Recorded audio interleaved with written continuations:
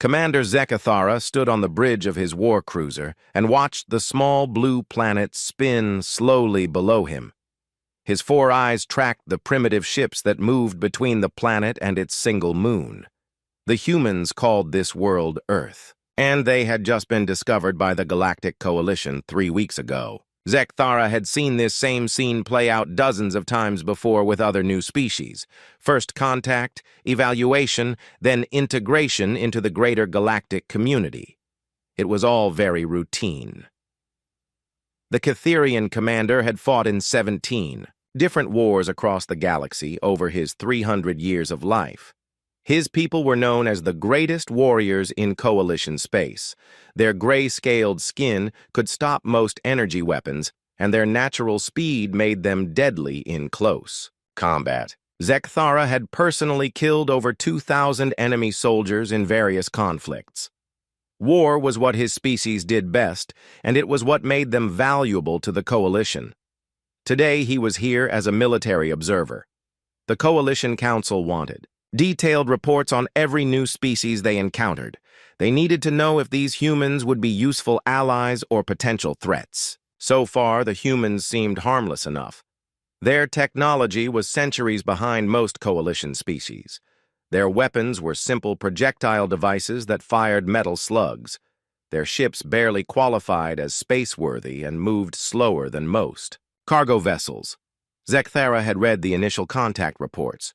The humans had been found on a frontier world called New Montana, where they were mining basic metals. When the Coalition survey team landed, the humans had been excited rather than afraid. They immediately wanted to know about other species in the galaxy. They asked hundreds of questions about trade, technology, and culture. The survey team classified them as Category 3, which meant minimal threat level. A communication alert sounded on his bridge. The human leader wanted to speak with him directly. Zekathara activated the main screen and saw a middle-aged human male in a blue uniform. The man had short gray hair and calm blue eyes. According to the files, this was Admiral Jake Morrison of something called the Terran Defense Force. Admiral Morrison smiled when he saw Zekathara on the screen. Most species found Catherians intimidating with their towering frames and predator features, but this human seemed completely at ease. Morrison spoke in accented galactic standard, which most species learned for intersystem communication. Commander Zekathara, thank you for taking my call. I wanted to personally invite you and your crew down to Earth. We would be honored to show you our world and share what we can offer the Coalition. Zekathara studied the human carefully. In his experience, most new species were either terrified of first contact or tried to appear more powerful than they actually were. Morrison did neither. He seemed genuinely friendly and confident without being aggressive. It was unusual behavior that made the Catherian curious. What exactly do you believe your species can contribute to the Coalition, Admiral Morrison? Zekathara asked in his deep, rumbling voice. Morrison's smile widened. We're excellent at solving problems, Commander. Humans have always been good at adapting to difficult situations. We learn fast and we work well with others. I think you'll find we can be very useful allies. Over the next several hours, Zekathara toured the human capital city. The buildings were primitive by galactic standards but showed efficient design. The humans had clean cities, functional transportation, and seemed to live in relative harmony, despite having over 200 different nations on their planet. Morrison explained that humans had only recently stopped fighting major wars against each other and were now focused on space exploration. What impressed Zekathara most was how quickly the humans grasped Coalition technology. The engineers and scientists he met asked intelligent questions and seemed to understand complex concepts after only brief explanations. Within days of receiving basic Coalition computer systems, the humans had figured out how to integrate them with their existing networks. The humans were also surprisingly generous. They offered to share their agricultural techniques, which produced food more efficiently than many Coalition worlds. They provided detailed star charts of their local space region. Most importantly, they volunteered to contribute soldiers and ships to coalition peacekeeping forces even though their military was small and poorly equipped. Admiral Morrison personally escorted Zekthara through their military facilities.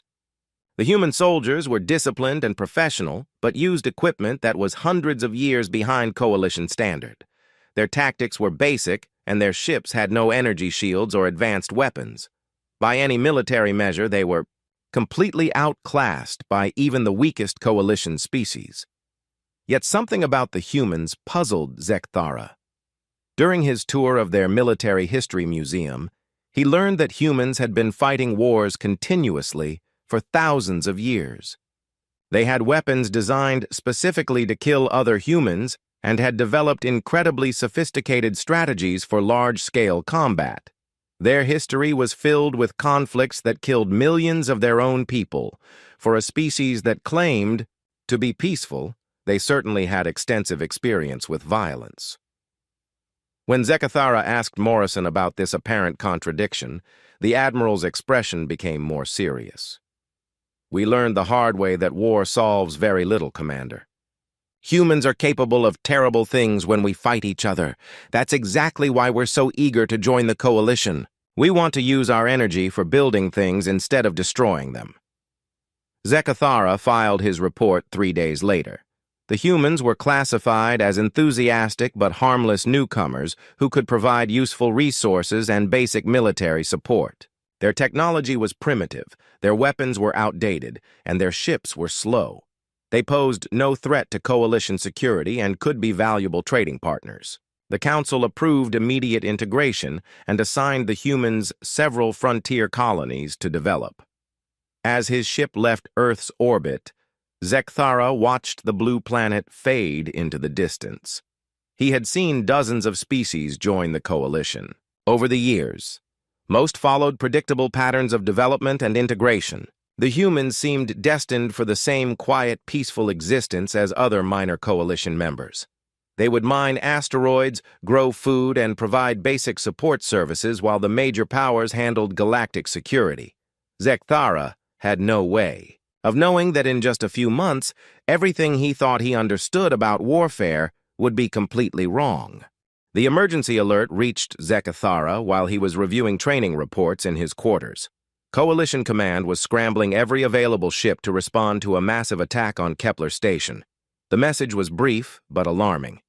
3 full Veltar battle groups had appeared without warning and were assaulting the border station.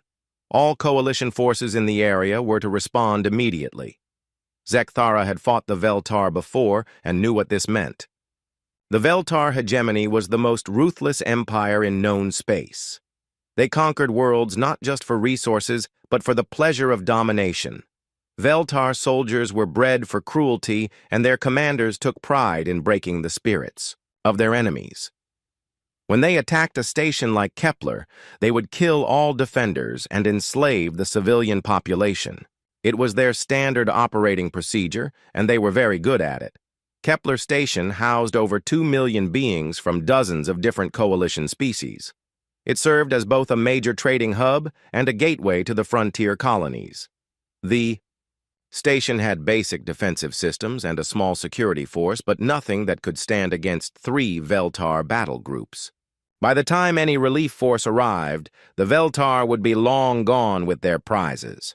As his ship jumped to hyperspace, Zekthara calculated the timeline in his head. The attack had begun 6 hours ago.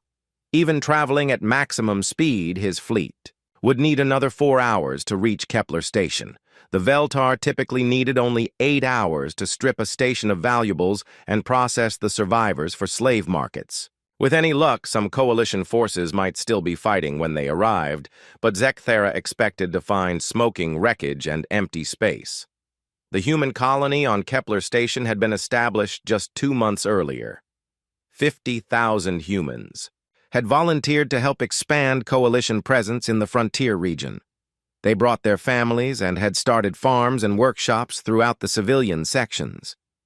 According to the reports, Admiral Morrison had personally selected the colonists and appointed a former military officer named Alex Carter to lead them.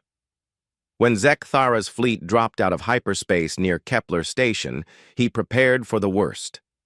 Instead, he found something impossible. The Veltar battle groups were gone. Not retreated or regrouping, but completely destroyed. Debris from dozens of warships drifted in expanding clouds around the station. Energy signatures indicated massive explosions and weapons fire, but the station itself was still intact and transmitting, normally. Coalition Command was flooding the communication channels with confused reports from other ships arriving at the scene. No one understood what had happened. 3 Veltar battle groups represented over 60 heavy warships and 30,000 elite soldiers. Nothing at Kepler Station should have been able to stop them, much less destroy them completely. Zekthara docked his ship at the station and immediately headed for the command center. The corridors showed clear signs of recent fighting. Blast marks covered the walls, and emergency repair teams were still working to restore damaged systems. But the station was operational, and civilians were moving freely through the passages. Whatever had happened here, it had ended in complete coalition. Victory!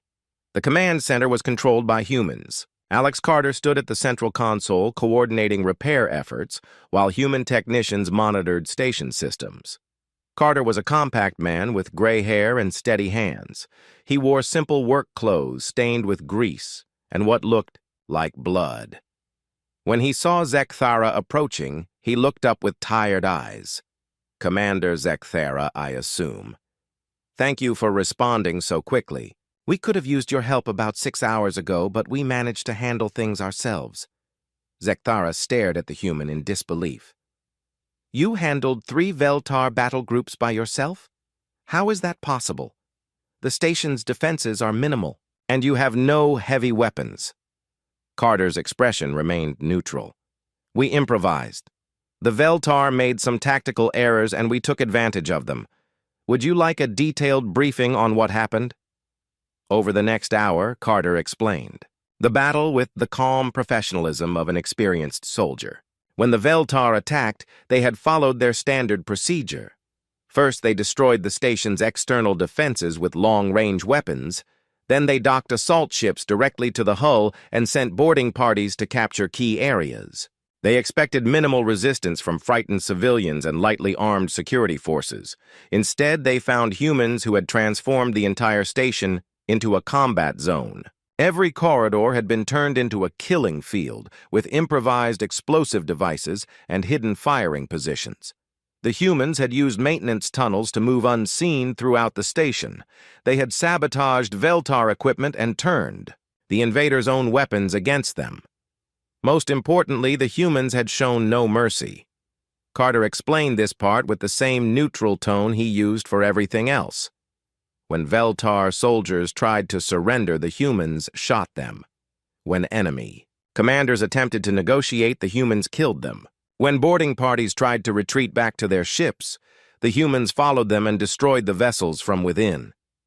"But Commander," Zekthara interrupted, "the Veltar had numerical superiority and better equipment.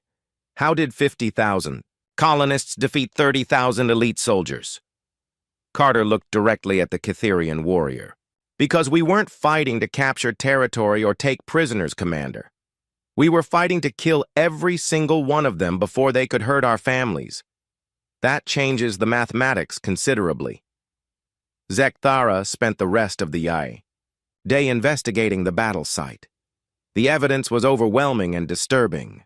The humans had indeed killed every single Veltar soldier on the station. They had used weapons and tactics that were crude but devastatingly effective. More importantly, they had coordinated their defense with a level of tactical sophistication that surprised even experienced coalition military officers. The human civilians had participated directly in the fighting. Engineers had built bombs from industrial equipment. Farmers had used agricultural tools as weapons. Even children had served as scouts and messengers during the battle. The entire human population had functioned as a single military unit, despite having no formal training or preparation for such an event. When Zekthara asked Carter how this was possible, the human leader's answer was simple. "Every adult human on this station served in our military at some point. We may be farmers and engineers now, but we remember our training. More importantly, we understand what happens to our families if we lose. The final piece of evidence came from the Veltar flagship, which had been captured intact. Human boarding. Parties had fought their way through the entire ship and killed the crew in hand-to-hand combat. The bridge showed signs of a particularly violent struggle. According to Carter's report, the Veltar commander had been alive when they reached him and had tried to surrender. The humans had killed him anyway. As Zekthara prepared his report for Coalition Command, he struggled with what he had witnessed. The humans had achieved a military victory that should have been impossible. They had done it using primitive weapons and basic tactics. Most disturbing of all, they had shown a level of ruthlessness that exceeded even the Veltar reputation for cruelty. When Admiral Morrison arrived 2 days later to inspect the colony, Zekthara met with him privately. Morrison listened to the battle report without emotion, then asked a single question. Were there any Coalition casualties among the civilian population? None, Zekthara replied. Your people protected everyone else on the station. Morrison nodded, slowly. Good. That's what they were supposed to do. As Morrison prepared to leave, Zekthara had to ask the question that had been bothering him since the battle ended. Admiral, your people showed no mercy to the Veltar. They killed prisoners and ignored surrender attempts. That violates every galactic warfare convention. Morrison's expression became cold. Commander, the Veltar came here to murder civilians and enslave survivors. They showed up with overwhelming force expecting easy victims. My people gave them exactly the war they wanted. The only difference is they didn't expect to lose. Zekthara watched Morrison's ship leave the station and wondered what other surprises humanity might have in store for the galaxy. News of the Kepler Station massacre spread through Veltar space like wildfire. War Master Thokvai received the reports in his throne room aboard the flagship Bone Crusher. 3 battle groups destroyed, 30,000 elite soldiers dead. Not a single human casualty reported. The number seemed impossible, but multiple sources confirmed the same basic facts. A handful of primitive colonists had annihilated the largest Veltar assault force assembled in decades. Thokvai had built his reputation on crushing species that dared to resist Veltar expansion. His forces had enslaved 17 different worlds and broken the military power of dozens of Coalition species. The idea that humans could defeat his soldiers was not just insulting, it was dangerous. If word spread that Veltar forces could be beaten by primitive colonists, other species might find the courage to resist. That could not be allowed to happen. The War Master issued orders that reached every Veltar commander in the frontier regions. Humanity was now designated as a priority target. All human colonies would be attacked simultaneously using maximum force. No prisoners would be taken and no mercy would be shown. The humans would serve as an example to remind the galaxy why. Resisting the Veltar was futile. Zekthara learned of the Veltar response through Coalition intelligence networks. The scale of the planned offensive was unprecedented. Nearly half the Veltar fleet was being redirected to attack human settlements. The assault would begin with orbital bombardment of major population centers, followed by ground invasions designed to capture survivors for public execution. It was psychological warfare designed to break human morale completely.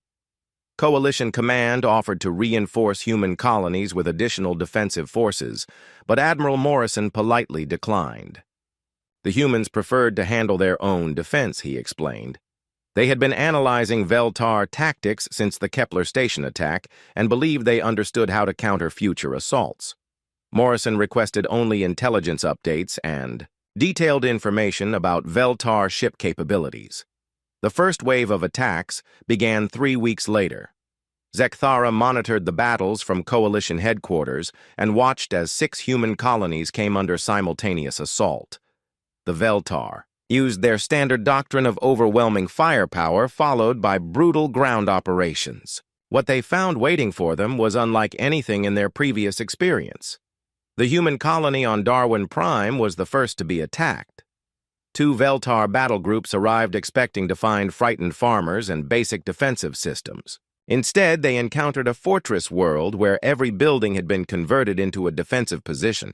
The humans had spent weeks preparing killing fields, establishing overlapping fields of fire, and creating underground tunnel networks that allowed them to strike from unexpected directions. Colonel Lisa Parker commanded the Darwin Prime Defense. A former Special Forces officer, she had organized the colonists into military units and taught them advanced combat techniques in just 3 weeks. When the Veltar landed their assault troops, they found humans who fought with a coordination and ferocity that surprised even veteran soldiers. The battle lasted 18 hours. When it ended, every Veltar soldier on the planet was dead, and their orbital fleet had been destroyed by improvised weapons launched from hidden facilities on the surface. Parker's after-action report was brief and professional, but the casualty figures told the real story. Human losses were minimal, while Veltar casualties were total. Similar results came from the other attacked colonies. General Ben Hughes at New Sacramento had used industrial equipment to create massive explosive devices that crippled Veltar ships before they could land troops. The colony on Riverside had poisoned their water supplies with chemicals that were harmless to humans, but deadly to Veltar biology. Most disturbing to galactic observers, the humans had taken prisoners at 3 locations and were conducting detailed interrogations to learn more about their enemies. Zekthara traveled to Coalition Command to review the intelligence reports with senior military officials.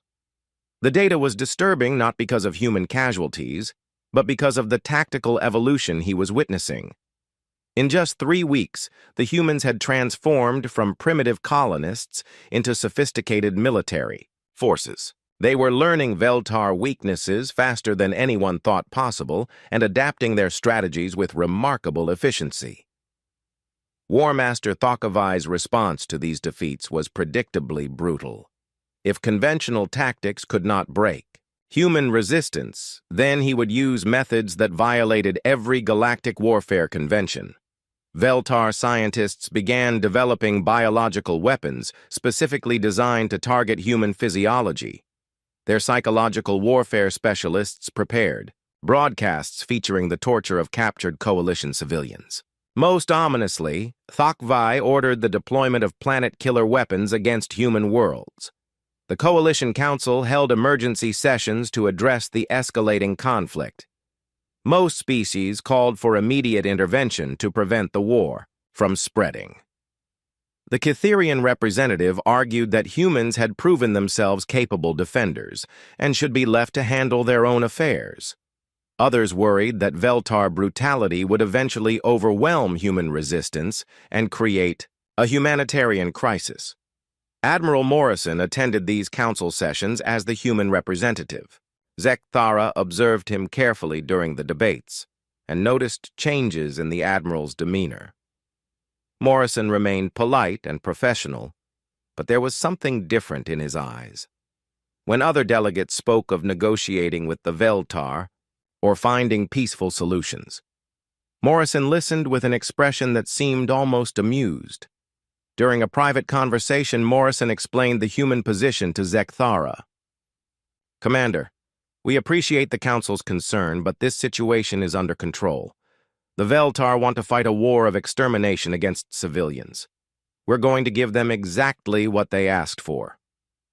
Zekthara was confused by this response. "Admiral, the Veltar have superior numbers and technology. They are preparing to use forbidden weapons against your colonies. How can you be confident of victory?" Morrison's smile was cold. "Because they don't understand what they're fighting. Commander, the Veltar think warfare is about breaking your enemy's will to resist. They use brutality to make their victims give up hope. What they don't realize is that humans get more dangerous when you take away our hope. We fight harder when we have nothing left to lose." The next Veltar assault targeted the human colony on New Texas. Thokavai personally commanded the attack and used nerve agents banned by every civilized species in the galaxy. The chemical weapons killed 800,000 human civilians in agonizing deaths that were broadcast across human communication networks. The War Master expected this demonstration of Veltar power to break human resistance completely. Instead, it accomplished the opposite. Zekthara watched from Coalition Command as human military doctrine underwent a fundamental transformation. Admiral Morrison issued new orders to all human forces, the Geneva Conventions and other humanitarian agreements that humans had followed. For centuries were formally suspended.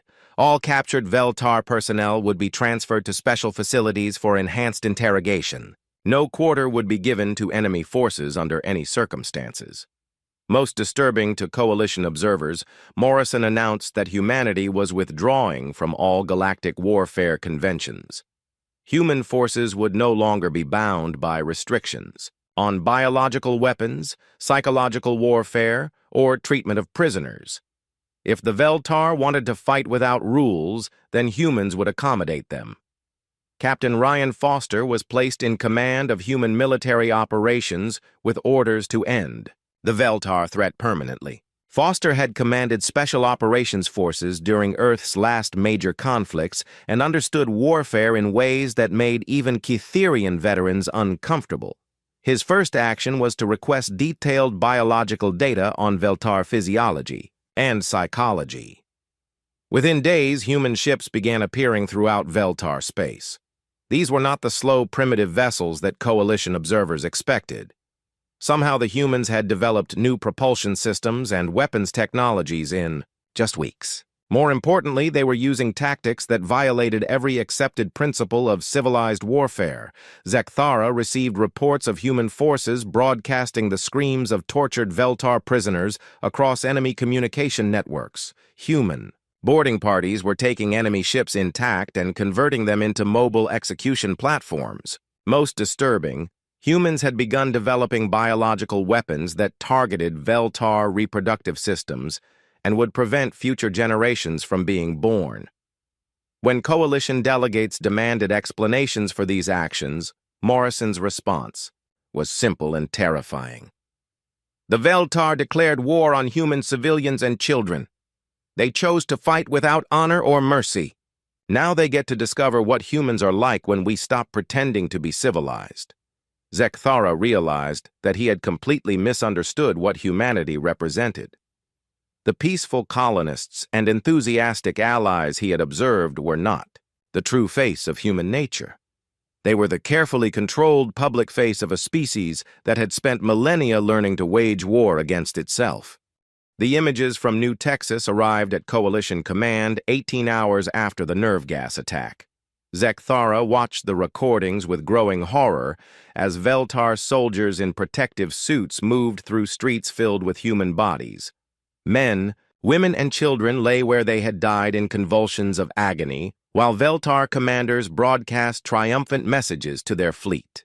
War Master Thokvai had specifically ordered the attack to be recorded and transmitted across human space as a demonstration of Veltar power. 800,000 civilians had died in 6 hours of chemical warfare that violated every galactic convention. The nerve agents used were specifically designed to cause maximum suffering before death. Children had died in their parents' arms while Veltar soldiers watched and laughed. The recordings showed Veltar officers posing for photographs among the bodies while their ships prepared to bombard the next human colony. Admiral Morrison arrived at Coalition Command 3 days later to address the emergency session called by the Council. Zekthara had expected to see grief or rage in the Admiral's expression, but instead found something far more disturbing. Morrison appeared completely calm as he reviewed the footage from New Texas. He took notes during the presentations and asked technical questions about Veltar chemical weapons capabilities. His demeanor suggested he was studying enemy tactics rather than mourning the dead. When Council Chairman Velkara called for immediate intervention to stop the escalating atrocities, Morrison stood to address the assembly. Representatives from dozens of species listened in silence as the human admiral spoke in measured tones about galactic law and military conventions. His words were reasonable and diplomatic, but something in his voice made Zekathara's combat instincts trigger warning signals. "Honorable delegates," Morrison began, "humanity appreciates your concern for our welfare and your offers of military assistance. However, this situation requires a specifically human response.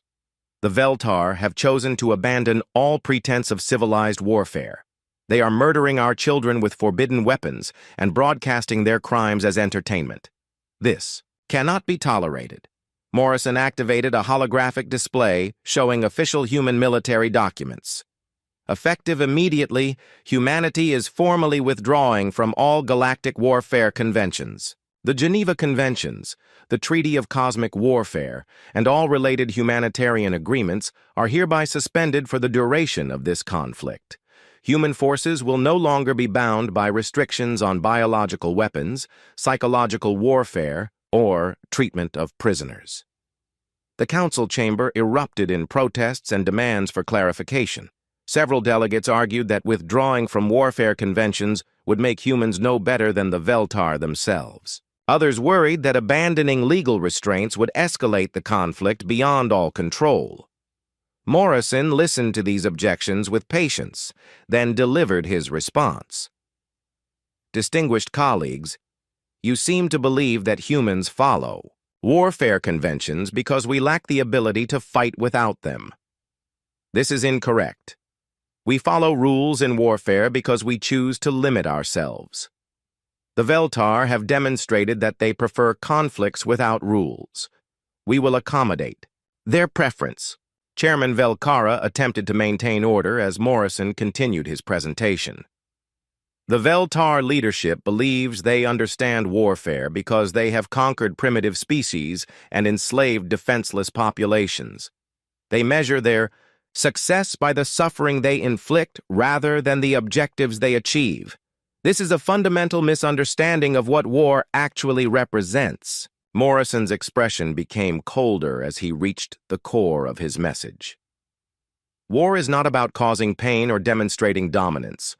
War is about imposing your will on an enemy who refuses to accept it voluntarily. The Veltar want to fight a war of extermination against human civilians. They have made their choice. Now they will discover what happens when humans decide to win at any cost." Zekathara felt his warrior instincts react to something dangerous in Morrison's tone. In 3 centuries of combat experience, he had learned to recognize when an opponent was genuinely deadly rather than merely aggressive.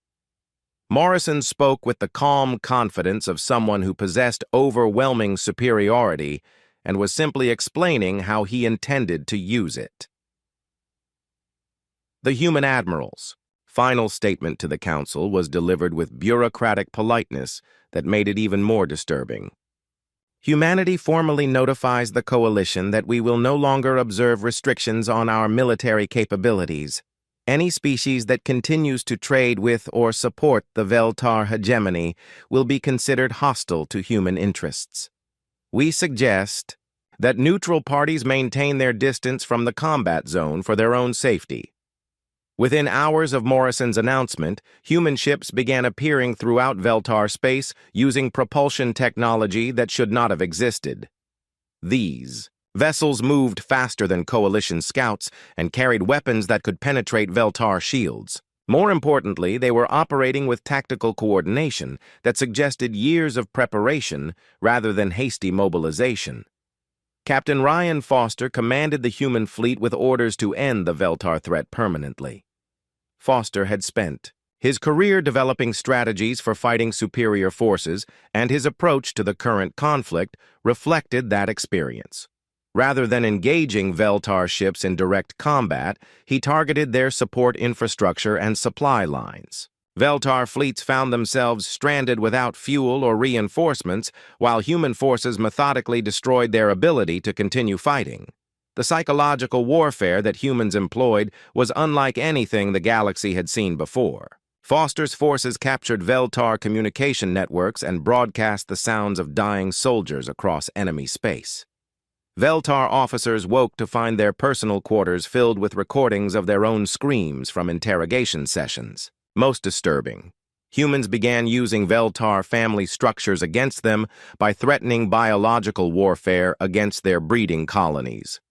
Zekthara monitored these developments from Coalition Command and realized that human military doctrine had evolved far beyond what anyone had anticipated.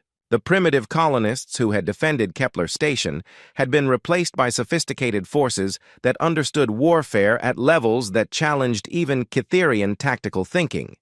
More importantly, the humans were demonstrating capabilities. That suggested they had been preparing for large-scale conflict long before joining the coalition. Major Katie Wells led human ground forces that specialized in what they called total warfare. Wells had developed techniques for breaking enemy morale that went far beyond conventional psychological operations.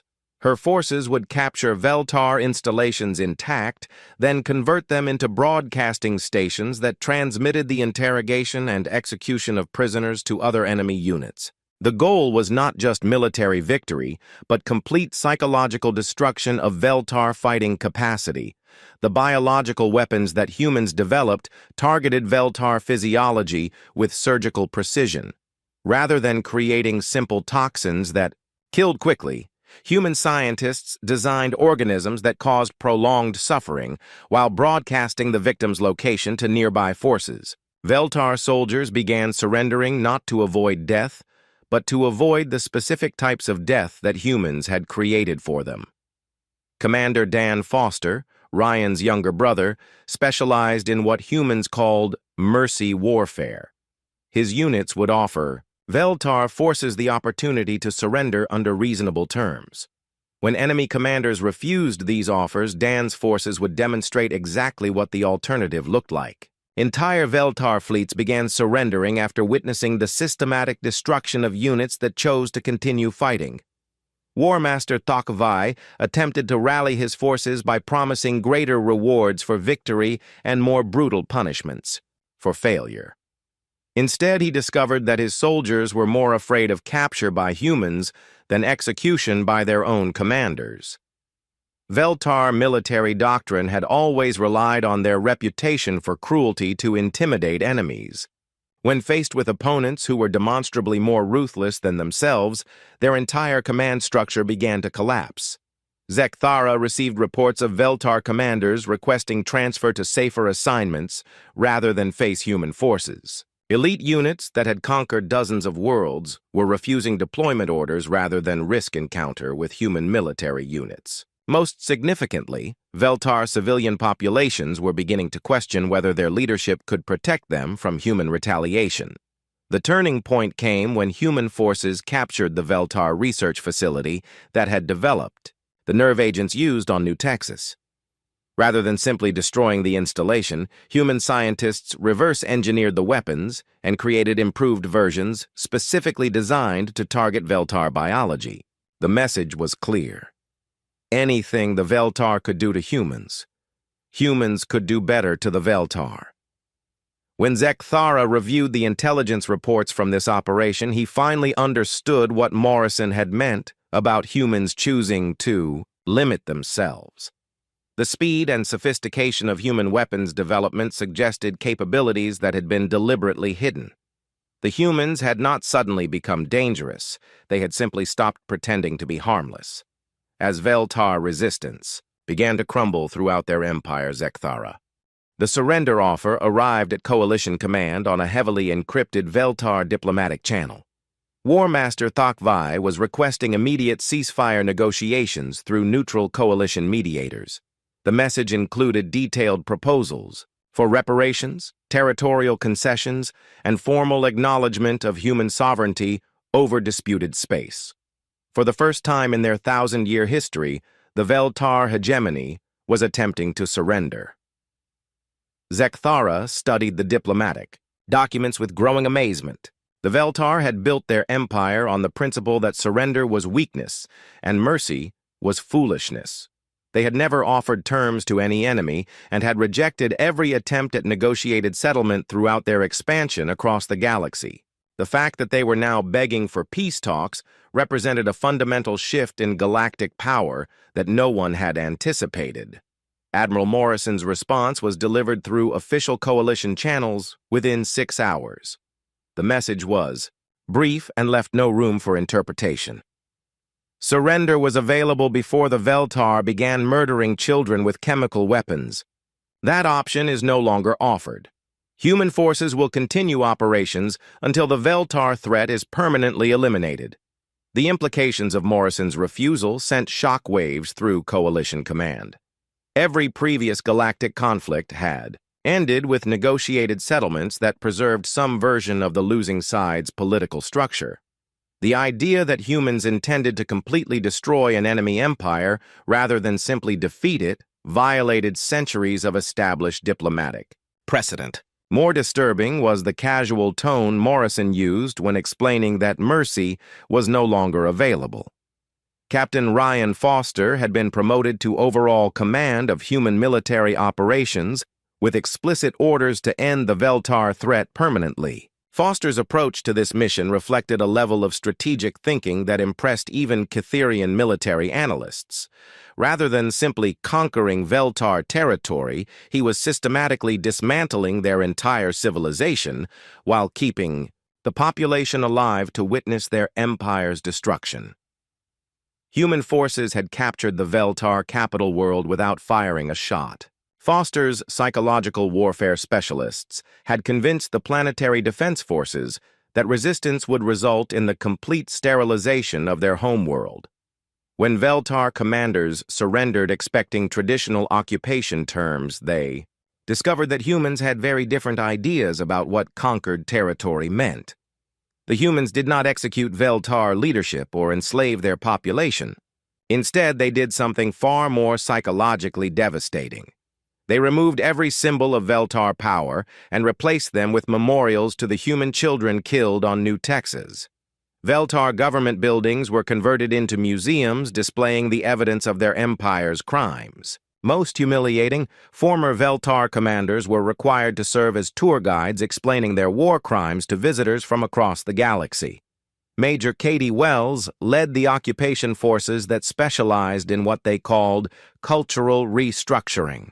Wells had studied Veltar society and understood that their entire identity was built around concepts of dominance and superiority. Her team systematically demolished these concepts by demonstrating human superiority in every aspect of civilization, from technology to military capability to simple organizational efficiency. Veltar children attended schools where they learned that their empire had been built on lies about their own capabilities. Adult Veltar were required to perform community service repairing damage their forces had caused to coalition worlds. Most psychologically damaging, Veltar scientists were forced to study human technology and acknowledge that their supposedly advanced civilization had been centuries behind human capabilities. The speed and efficiency of this cultural transformation shocked coalition observers. Within months, populations that had considered themselves the galaxy's master race were accepting human authority as natural and inevitable. Veltar citizens began requesting permission to emigrate to human-controlled space where they could contribute to what they now recognized as a superior civilization. Zekathara traveled to the former Veltar capital to witness this transformation personally. What he found was unlike any military occupation in galactic history. The humans had not destroyed Veltar infrastructure or displaced their population. Instead, they had simply demonstrated so completely that human civilization was superior that Veltar resistance collapsed from within. Commander Dan Foster explained the occupation strategy during a briefing for coalition observers.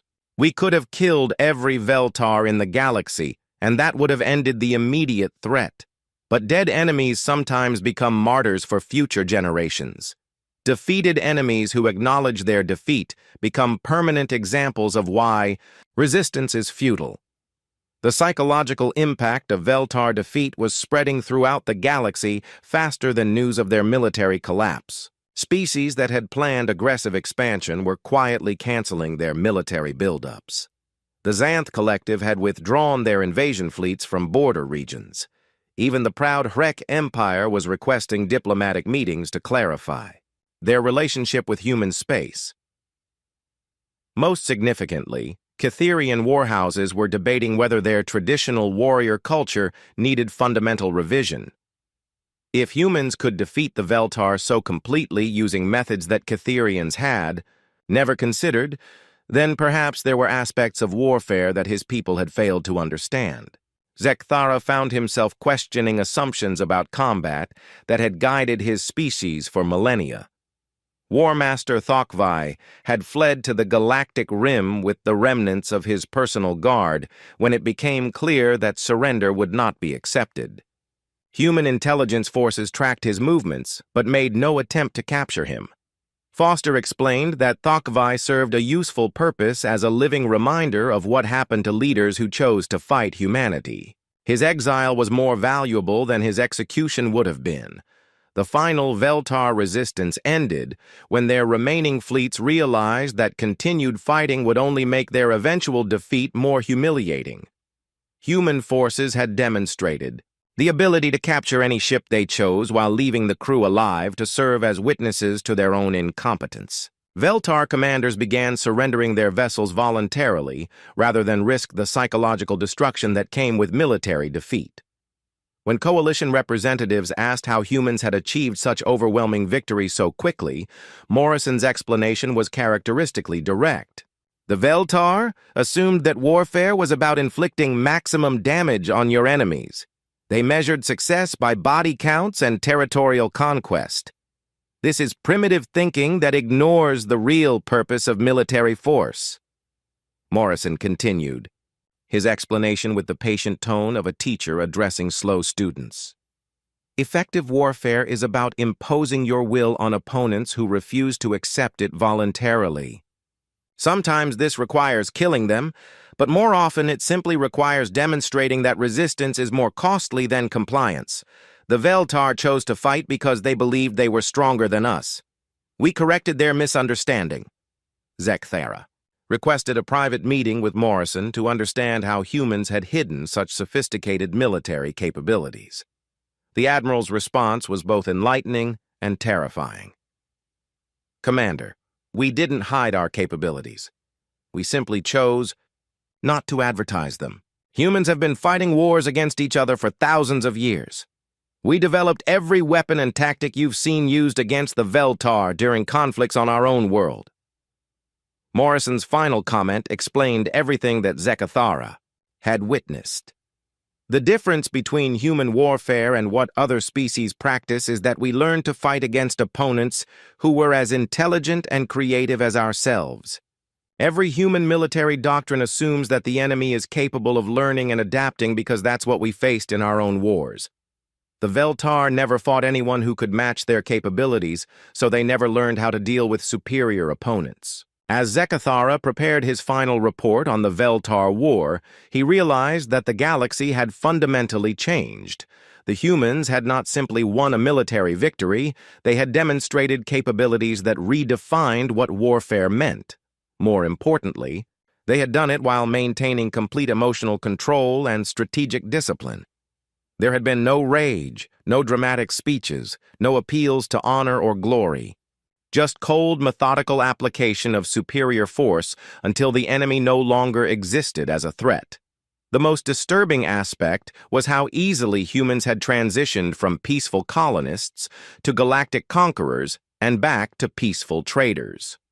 The same individuals who had systematically destroyed the Veltar Empire were now offering technical assistance to help rebuild their former enemy's civilization. It was as if the capacity for total warfare was simply another tool that humans could use when necessary, then set aside when the job was finished. Other species throughout the galaxy were learning the lesson that the Veltar had learned too late. Humans were not the harmless newcomers they appeared to be. They were apex predators who had learned to disguise their true nature behind friendly smiles and diplomatic courtesy. That disguise was entirely voluntary and could be removed whenever circumstances required it. 6 months after the last Veltar stronghold surrendered, Zekthara sat in his private quarters aboard the Coalition flagship, reviewing the final intelligence reports. The Veltar hegemony no longer existed as a political entity. Their former territories had been divided between independent governments and coalition protectorates. War Master Thokvai was still alive somewhere in the Galactic Rim, but commanded nothing more than a handful of loyal followers and a single damaged cruiser. The transformation had been so complete that younger coalition citizens were already forgetting that the Veltar had ever been considered a serious threat. History texts would record their defeat in clinical terms that failed to capture the psychological impact of watching an empire simply cease to exist. More significantly, the defeat had been achieved without massive casualties or widespread destruction. The humans had somehow managed to eliminate their enemies while leaving their civilization intact enough to be rebuilt under better leadership. Zekthara had spent weeks compiling his official report for Coalition Command. The document would become required reading for military officers throughout Coalition space because it challenged fundamental assumptions about warfare that had guided galactic thinking for centuries. Most importantly, it forced military planners to reconsider what they thought they knew about human capabilities and intentions. The statistical summary was remarkable enough. Human forces had destroyed 3 battle groups at Kepler Station, defeated simultaneous attacks on 6 colonies, captured the Veltar capital without significant resistance, and occupied their entire empire in less than 4 months. Enemy military casualties were estimated at over 2 million, while human losses remained classified but were believed to be minimal. More impressive than the casualty figures was the speed of cultural transformation in former Veltar space. Populations that had considered themselves the galaxy's master race were now cooperating enthusiastically with human administrators. Former Veltar scientists were contributing to coalition research projects, while their military officers served as advisors, helping other species understand the strategic mistakes that had led to their empire's collapse. The psychological impact extended far beyond former Veltar territory. Species throughout the galaxy had quietly revised their military doctrines and diplomatic strategies to account for human capabilities. The Xanth Collective had formally requested friendship treaties with humanity. The Wreck Empire was negotiating technology-sharing agreements. Even proud warrior cultures like the Cytherians were acknowledging that humans represented a new paradigm in galactic military thinking. Admiral Morrison had returned to Earth after the war ended and resumed his role as head of the Terran Defense Force. His transition from galactic conqueror back to peaceful administrator was so seamless that it seemed almost casual. When Coalition representatives asked about human plans for further expansion, Morrison's response was characteristically direct. "Humanity has no interest in conquest, Commander. We simply wanted the Veltar to stop murdering our civilians. That problem has been solved." Zekthara had requested a final meeting with Morrison to clarify questions that still puzzled Coalition leadership. The conversation took place in Morrison's office on Earth, overlooking the same blue oceans that Zekthara had observed during first contact. The contrast between the peaceful setting and the recent demonstration of human military power was deliberately ironic. "Admiral," Zekthara began, "Coalition analysts are still trying to understand how humans developed such sophisticated military capabilities so quickly. Your species went from primitive colonists to galactic superpower in less than 6 months. How was this possible?" Morrison's smile was genuinely amused. "Commander, I think you're misunderstanding the timeline. Humans didn't develop these capabilities recently. We've had them for centuries. The question isn't how we became dangerous so quickly, but why we spent so long pretending to be harmless." The Admiral gestured toward historical displays that showed Earth's military history. "My species fought 2 world wars that killed over 100 million people. We developed nuclear weapons capable of destroying our own planet. We created biological and chemical weapons that could eliminate entire populations. We did all of this while fighting against opponents who were exactly as intelligent and creative as ourselves. Morrison continued his explanation with the patient tone he used when addressing coalition concerns. When humans joined the coalition, we made a deliberate choice to limit our military activities to defensive operations. We wanted to be good neighbors and contribute to galactic peace. The Veltar mistake was assuming that our restraint indicated weakness rather than conscious choice. Zekthara felt compelled to ask the question that had been troubling him since Kepler's station.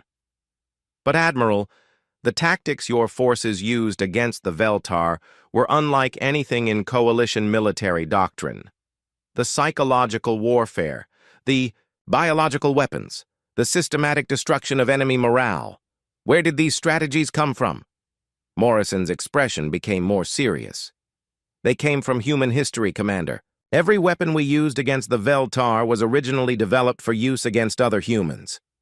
Every tactic we employed had been tested in conflicts on our own world. The difference is that when humans fight each other, we're evenly matched. When we fight species who have never faced opponents as capable as themselves, the results are predictably one-sided. The most disturbing part of Morrison's explanation was his matter-of-fact tone. The Veltar built their empire by conquering species who were technologically or militarily inferior. They never learned how to fight against equals because they never encountered any. When they attacked humanity, they expected to face another primitive species. Instead, they found themselves fighting against predators who had spent millennia learning to kill their own kind. Zekthara posed the final question that coalition leadership needed answered. Admiral, what are human intentions now that the Veltar threat has been eliminated? Will humanity seek to expand its territory or influence?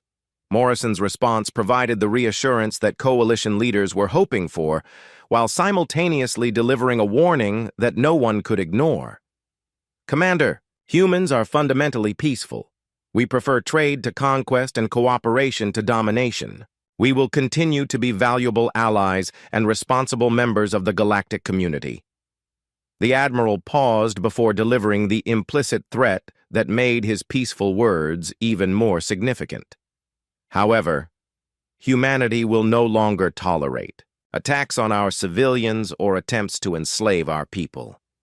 Any species that chooses to test our defensive capabilities will discover exactly what the Veltar learned. We hope that won't be necessary. As Zekthara prepared to leave Earth, he realized that the galaxy had entered a new era. The balance of power had shifted so dramatically that entire species were revising their long-term strategies to accommodate human preferences. More importantly, the demonstration of human military capabilities had established precedents that would influence galactic politics for generations to come. The final section of Zekthara's report contained his recommendations for coalition policy toward humanity. Humans should be granted immediate recognition as a Tier 1 military power with all associated privileges and responsibilities. Their request for expanded territory and resources should be approved without hesitation. Most importantly, coalition members should understand that human restraint is a choice rather than a limitation. Zekthara's concluding assessment would be quoted in military academies throughout coalition space for decades to come. The greatest threat to galactic peace is not human aggression but human defensive capabilities. Any species foolish enough to attack human civilians will face consequences that exceed their ability to comprehend or survive. It is not their fury we should fear, but their mercy. When that mercy ends, so does everything else. The report's final paragraph contained an observation that captured the fundamental change in galactic thinking that human military performance had created. Humanity represents the most dangerous force in known space, precisely because they choose to limit that danger to defensive applications. Their restraint is what makes them trustworthy allies. Their capabilities are what make them invaluable friends. Their demonstrated willingness to remove all limitations when sufficiently provoked is what makes them the ultimate guarantors of galactic peace. As his ship left Earth's orbit for the final time, Zekthara watched the blue planet fade into the distance and reflected on how completely his understanding of warfare had changed. 6 months ago, he had considered himself an expert on military strategy with 3 centuries of combat experience. Now he understood that he had been studying primitive conflict while humans had mastered the advanced version. The galaxy was safer now, but not because any external threat had been eliminated. It was safer because the most dangerous species in known space had proven that they could be trusted to use their power responsibly. The Veltar had learned too late that attacking humanity was not just militarily futile, but existentially stupid. Other species were learning the same lesson through observation rather than experience. In his private log entry that night, Zekthara wrote the conclusion that would define his remaining years as a military observer.